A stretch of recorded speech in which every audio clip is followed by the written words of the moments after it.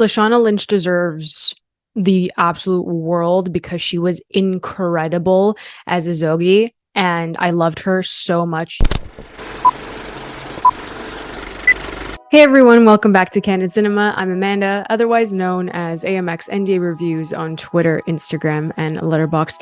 Today I will be reviewing The Woman King, directed by Gina Prince-Bythwood, and this was actually my last film at the Toronto International Film Festival, and it blew me away. It happened to be the exact same night as the pre-screening for The Woman King because it came out on the 16th, which was last week, and I wrapped up TIFF with this movie, and I have to say, Sony has a massive hit on their hands. If you didn't watch it this past weekend, I definitely suggest you go watch it this weekend. It is fantastic. I did not expect to love it as much as I did. Of course, Gina Prince-Bythwood's last film, The Old Guard, was actually pretty good for Netflix, and I enjoyed the action sequences in this. She brought something different to those action scenes, and she also put that in The Woman King. I think what I love the most about The Woman King is that, yeah, sure, it has a historical story that has been, discussed heavily on the internet. There's more of like a political storyline that goes over everything. There's a more intimate storyline with General Naniska, who's played by Viola Davis, and I think that is why women more importantly, more specifically, are connecting with this movie. They're connecting with Viola Davis, they're connecting with Lashana Lynch, who plays Azogi, and they're connecting with a younger generation that's coming in with Thuso and Bidu as Nawe. So you have three generations of women, and they are in this pact, basically this sisterhood as warriors. They don't take up a husband, they don't have a family, but they have this sisterhood, and they've been through a lot. They've given up so much, but they have gained lifelong friendships and family through this sisterhood, and I think that is the takeaway from this.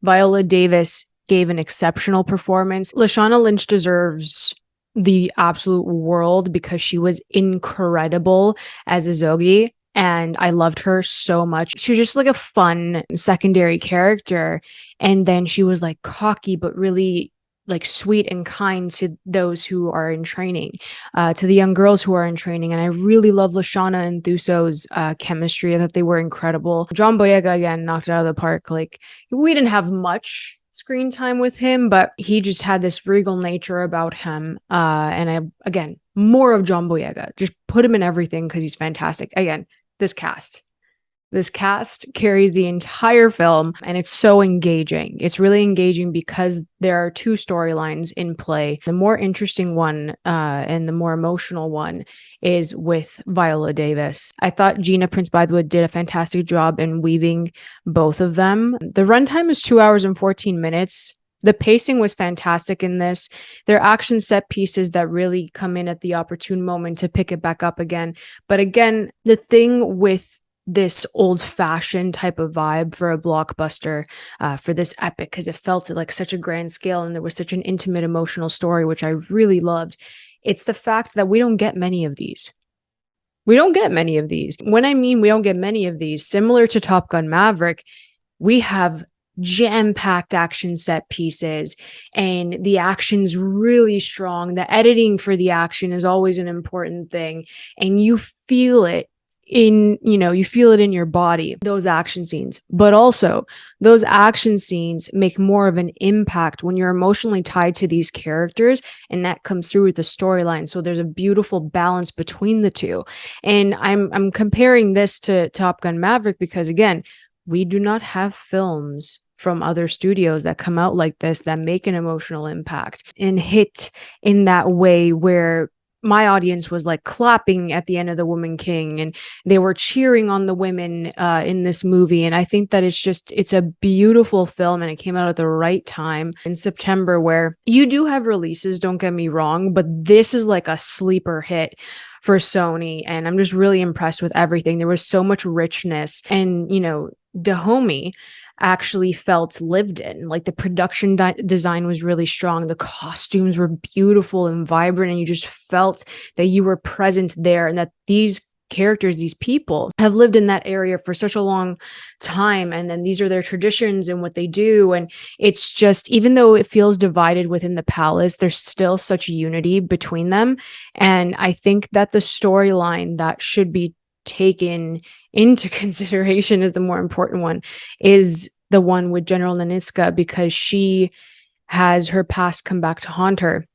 And she's living with these ghosts within her, and the way that her story unfolds is heartbreaking. And that's why we have those beautiful moments between, you know, Lashana and Viola and Thuso. Like, we have such great moments in this, and it's not only like dramatic, they're like, it's really funny. Lashana is very cocky and fun, so you get like a different energy from her. We also have the wonderful Sheila team, a beautiful soul. Like, she's into, you know, spirituality. Amenza, her character, carries that, and she's just so close. She's one of the secondary characters that is just so close to Viola Davis, so they all bring their own characteristics, and it's a beautiful form of sisterhood. And Amenza is the closest one to Naniska, so Amenza knows Naniska's backstory, so you have the longevity there. And I think that The Woman King is going to be a film that is just going to empower women everywhere. And to see a cast of Black women, of Black actors, like front and center and leading this, is just so incredible. And I'm like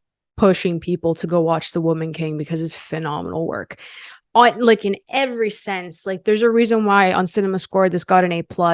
Everyone's raving about it. It's a really strong blockbuster for September. You know, you just feel connected to these characters right off the bat, and it remains hopeful towards the end. It's really strong, and there's some really god-tier performances in this movie. It's so good on every level. The score was great. Again, like, the action scenes were fantastic, and the opening scene will have you locked in with these female warriors, and it's just absolutely fantastic. I loved it. I gave it 4.5 out of 5, my closest perfect rating to Top Gun Maverick, so it's really high up there for me this year. It's so strong. If you guys have watched The Woman King, please let me know what you thought of it in the comments below. If you enjoyed this video, please like and subscribe. You can always follow me over at AMX NDA Reviews on Twitter, Instagram, and Letterboxd. I'll catch you guys next time. Keep watching movies.